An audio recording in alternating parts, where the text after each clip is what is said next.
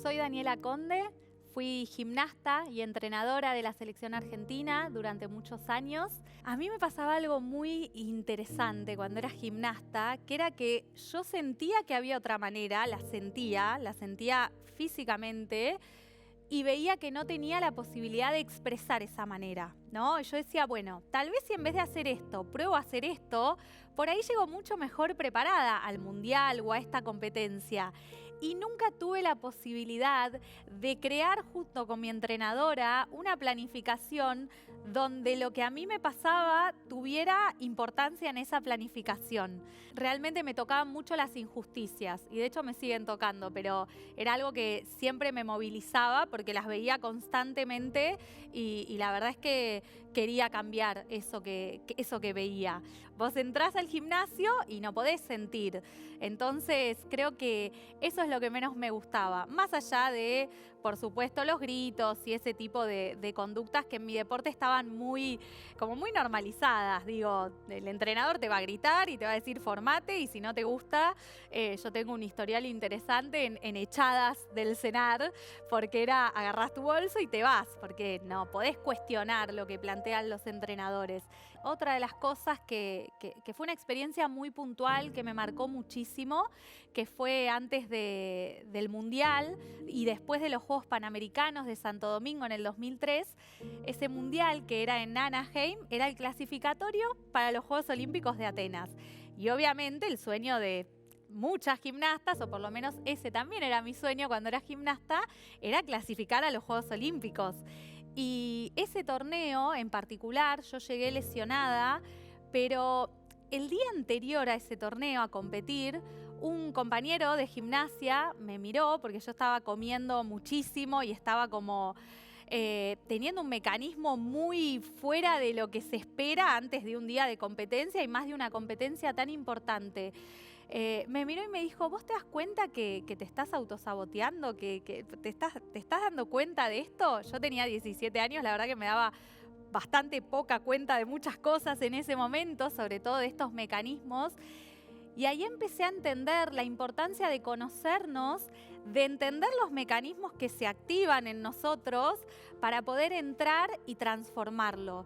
Y en ese momento no pude y yo al día siguiente no competí porque decidí no competir porque tenía una lesión, pero sobre todo porque tenía tanto miedo a perder que preferí no intentarlo antes de no lograrlo. Yo dejé la gimnasia muy enojada con la gimnasia, muy enojada con el deporte. La verdad es que dije, yo acá no me meto más. Dije, esto no es lo mío, esto no es para mí, no quiero más en mi vida esto. Y fue todo un proceso muy largo de poder volver a enamorarme del deporte. Yo empecé a animar fiestas infantiles y mi vida fue por otro lado y quería lo recreativo y quería que los chicos se diviertan y sean felices y no sufran como había sufrido yo, como que estaba muy parada en eso. Cuando me llamaron de Vélez, lo primero que dije es, yo voy a que se diviertan, voy a poner buena onda, pero no quiero el alto rendimiento. Pero claro, una cosa fue llevando a la otra. Yo tenía los conocimientos técnicos después de tantos años dentro de la gimnasia. Tenía, y creo yo que fue una de las grandes cosas que diferenciaron mi camino como entrenadora, tenía esta capacidad de conectar con mis gimnastas y de entender a mis gimnastas porque había estado ahí. Entonces no me paraba en un lugar de te juzgo porque tenés que entrenar y porque sos vaga y no tenés ganas. Y me paraba más en un lugar de ¿qué te pasa? ¿Qué sentís? ¿Cómo estás hoy? ¿Cómo te sentís? ¿Qué es lo mejor que podemos hacer hoy? ¿Cómo estás? No como esperamos a través de la planificación que estés. Y una cosa fue llevando a la otra.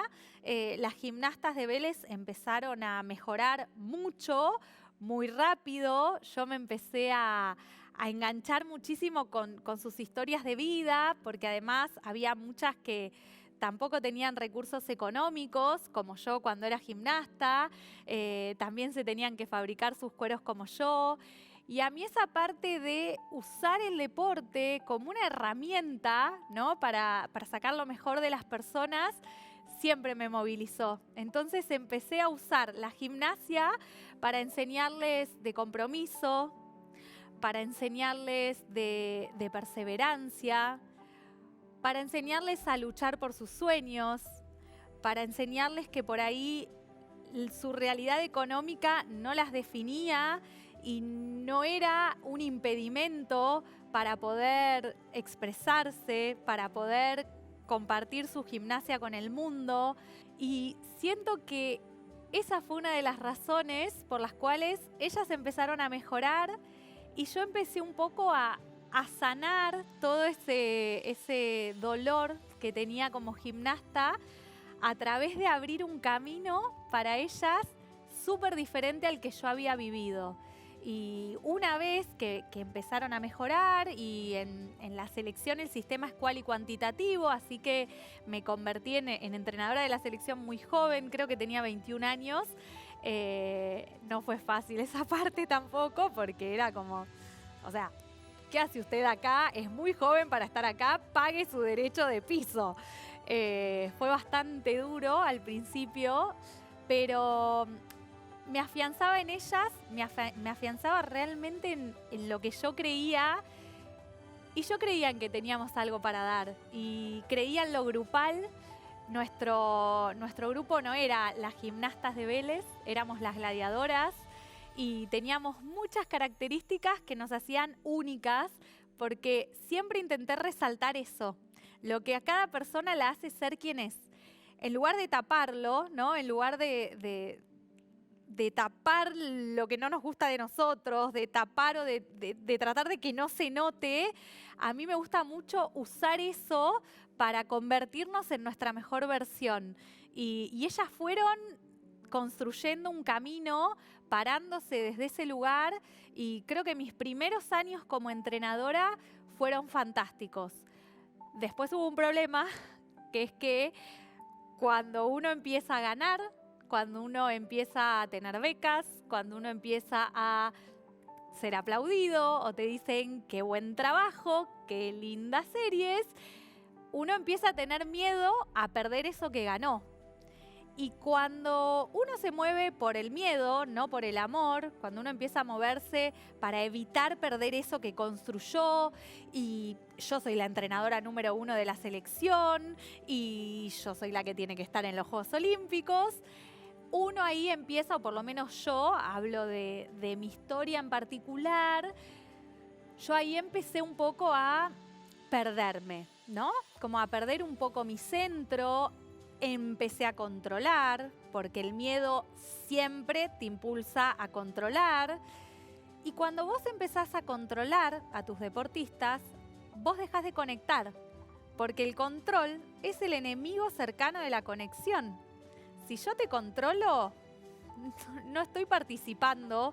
Si yo te controlo, no estoy actuando desde el amor, estoy actuando desde el miedo a que ese resultado que quiero no se dé.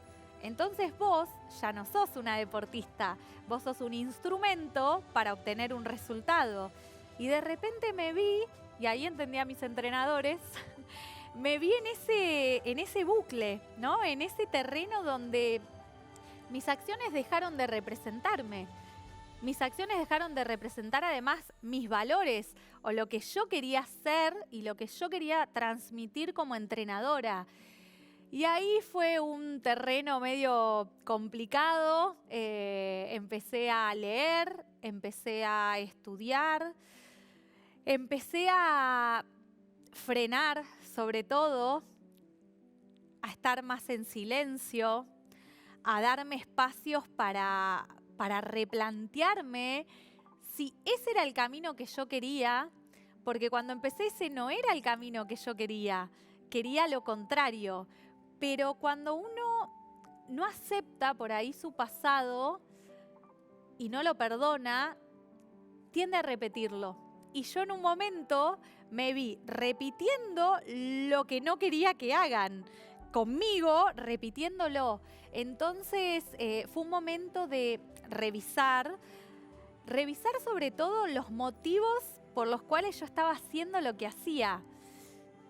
Y mis motivos nunca fueron ganar, nunca lo fueron. En el fondo me encanta ganar, pero no es lo que me moviliza.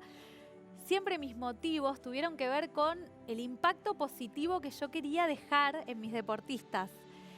Y cuando reencontré eso, me reencontré a mí misma como entrenadora y fueron sin dudas los mejores años en mi carrera como entrenadora, porque empecé a escuchar, empecé a conectar desde el corazón, empecé a contar mi vulnerabilidad y compartirla con ellas. Dejé de contarles todo lo que acertaba, porque cuando empecé obviamente les decía, yo siempre superé mis miedos y yo competí acá y gané esto y gané aquello. No les decía que me echaban todas las semanas, no les decía que, por ejemplo, en el torneo más importante de mi carrera tenía tanto miedo a perder que ni siquiera pude competir. Yo esas cosas las ocultaba. Y me di cuenta que compartir lo que nos hace vulnerables es la herramienta número 1 para conectar con los demás. Y además habilitamos a los otros a que hagan los mismos. Así que para mí el rol de los entrenadores y el deporte es una herramienta maestra para formar personas que sean campeones pero de la vida, no campeones en un sudamericano o en un panamericano, sino personas que tengan un impacto positivo en el mundo. Entonces, mi mensaje y mi propuesta tiene que ver con humanizar el deporte, que básicamente es poner al deportista en segundo plano y poner a la persona en primer plano. El que lee mis posteos sabe que hablo de intentar, de elegir la valentía, de no quedarnos con qué hubiera pasado si... Y sin duda esa experiencia particularmente, el no haber tenido la valentía en ese momento de competir, marcó toda mi carrera y me marca el día de hoy. Hoy la valentía es uno de los valores que más trato de practicar y que más trato de elegir.